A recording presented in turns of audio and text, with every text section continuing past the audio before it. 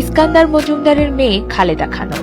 দিনাজপুরের শান্ত পরিবেশ, সাধারণ এক মধ্যবিত্ত সংসার, সাদামাটা স্বপ্ন। অন্যদিকে ক্যাপ্টেন জিয়াউর রহমান ২৪ বছরের তরুণ সেনা কর্মকর্তা। পাকিস্তান সেনাবাহিনীর গোয়েন্দা শাখার দায়িত্ব, কঠিন নিয়মকানুন আর সামরিক শৃঙ্খলার জীবন। দুজনের জগৎ একেবারেই আলাদা। একদিকে ঘর পরিবারে বড় হওয়া লাজুক কিশোরী, অন্যদিকে যুদ্ধ প্রস্তুত একজন অফিসার। এই দুই ভুবনের মাঝখানে সেতু বন্ধন করেন আইনজীবী জমির উদ্দিন সরকার। তার উদ্যোগেই ওই বছরের আগস্টে সম্পন্ন হয় জিয়া খালেদার বিয়ে। সরল, অনাড়ম্বর ঘরোয়া আয়োজন।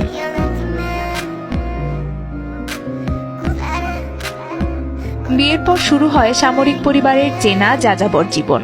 এক পোস্টিং থেকে আরেক পোস্টিং, নতুন নতুন শহর, নতুন নতুন ঠিকানা। ১৯৬৫ সালে স্বামীর সঙ্গে চলে যান পশ্চিম পাকিস্তানে। করাচিতে কাটে কয়েক বছর। তারপর বদলি, ফিরে আসা পূর্ব পাকিস্তানে। চট্টগ্রামের ১৬ শহর এলাকায় বাসা নেন তারা। ঘরের ভেতরেই তখন খালেদা। ২ সন্তান, স্বামীর সংসার, আত্মীয় স্বজন নিয়েই তার ব্যস্ততা। বাইরে রাজনীতি, আন্দোলন, অস্থিরতা যেন অনেক দূরের কোনো গল্প। কিন্তু ১৯৭১ সালে সেই গল্প হঠাৎ করেই ঢুকে পড়ে এই সংসারে। যুদ্ধ শুরু হলে কিছুদিন আত্মগোপনে থাকেন তিনি। তারপর ছোট ২ সন্তানকে বুকে নিয়ে নদীপথে ঢাকায় আসেন বড় বোনের আশ্রয়ে। এক বাসা থেকে আরেক বাসা। আত্মীয় পরিচিত অনেকে ভয় পেয়ে আর জায়গা দিতে চান না। শেষ পর্যন্ত আশ্রয় মেলে সিদ্ধেশ্বরীর এক বাসায়, ভূতাত্ত্বিক জরিপ দপ্তরের এক কর্মকর্তার বাড়িতে। ২ জুলাই ১৯৭১ ভোরে সেই বাড়িতেই হানা দেয় পাকিস্তান সেনারা। ২ ছোট সন্তানকে নিয়ে খালেদা জিয়াকে আটক করে নিয়ে যাওয়া হয়। প্রথমে পুরনো সংসদ ভবনের একটি কক্ষে, পরে ঢাকা ক্যান্টনমেন্টের একটি বাড়িতে বন্দি রাখা হয় তাদের। বাইরে তখন স্বামী জিয়াউর রহমান মুক্তিযুদ্ধে। ভেতরে ক্যান্টনমেন্টের এক ঘরে গুলির শব্দ আর অনিশ্চয়তার মধ্যে দিন কাটে খালেদার। সন্তানদের কাছে টেনে রেখে তিনি চেষ্টা করেন শান্ত থাকার, শক্ত থাকার।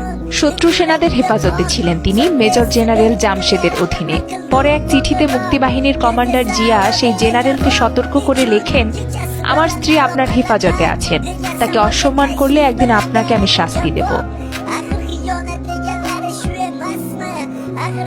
ডিসেম্বরের মাঝামাঝি পর্যন্ত ক্যান্টনমেন্টে আটক থাকেন খালেদা জিয়া ও তার ২ সন্তান। দেশ স্বাধীন হওয়ার সঙ্গে সঙ্গে মুক্তি মেলে তাদেরও। কিন্তু সেই কয়েক মাসের বন্দি জীবন তার ভিতর তৈরি করে অদেখা এক শক্তি, এক নীরব দৃঢ়তা। যুদ্ধ শেষে নতুন রাষ্ট্র গঠনের উত্তাল সময়। ধীরে ধীরে সক্রিয় রাজনীতির ময়দানে এগিয়ে আসেন জিয়াউর রহমান। পরে তিনি হন বাংলাদেশের রাষ্ট্রপতি আর খালেদা জিয়া হয়ে ওঠেন ফার্স্ট লেডি। রাষ্ট্রপ্রধানের সহধর্মিণী হিসেবে তার চোখের সামনে খুলে যায় রাষ্ট্রযন্ত্রের ভেতরের অনেক অজানা দরজা। ক্ষমতার কেন্দ্রে থেকেও তিনি তখন মূলত ঘর আর সন্তান নিয়েই ব্যস্ত। সরাসরি রাজনীতিতে আসেননি এখনো। ১৯৮১ সালের ৩০ মে চট্টগ্রাম সার্কিট হাউসে আততায়ীর গুলিতে নিহত হন রাষ্ট্রপতি জিয়াউর রহমান। হঠাৎ করেই ভেঙে যায় খালেদা জিয়ার ব্যক্তিগত জীবন। একই সঙ্গে কেঁপে ওঠে দেশের রাজনীতির ভিত্তিও। শোক, স্তব্ধতা আর অনিশ্চয়তার সেই সময়ে তিনি নিজে রাজনীতি থেকে দূরে থাকতেই চেয়েছিলেন। কিন্তু স্বামীর প্রতিষ্ঠিত দল বিএনপি পরে নেতৃত্বের সংকটে, ভাঙনের ঝুঁকিতে। প্রয়োজন ছিল এমন একজন মুখ যিনি গ্রহণযোগ্য, যার ওপর কর্মীরা ভরসা রাখতে পারেন। অনেক অনুরোধ, আলোচনা আর দ্বিধার পর অবশেষে দলের আহ্বানে সাড়া দেন তিনি। ১৯৮২ সালে বিএনপিতে যোগ দেন। পরের বছর দলের ভাইস চেয়ারম্যান আর ১৯৮৪ সালে হয়ে ওঠেন দলের চেয়ারপারসন। এক শোকাহত গৃহবধূ ধীরে ধীরে সামনে আসেন বৃহৎ এক রাজনৈতিক দলের নেতৃত্বে। এখান থেকেই শুরু খালেদা জিয়ার রাজনীতিতে পূর্ণাঙ্গ প্রবেশ।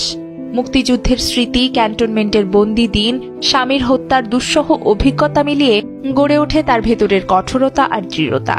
ঘরকেন্দ্রিক তরুণী থেকে হয়ে ওঠেন দেশের অন্যতম প্রভাবশালী রাজনৈতিক ব্যক্তিত্বদের একজন। ক্ষমতার হিসেব নিকেশের বাইরে এই যাত্রা তাই আরেক নারীর টিকে থাকা, সাহসী হয়ে ওঠা আর দায়িত্ব কাঁধে নেওয়ার গল্পও বটে। নুসরাত আহমেদ উর্নিশা, যমুনা নিউজ।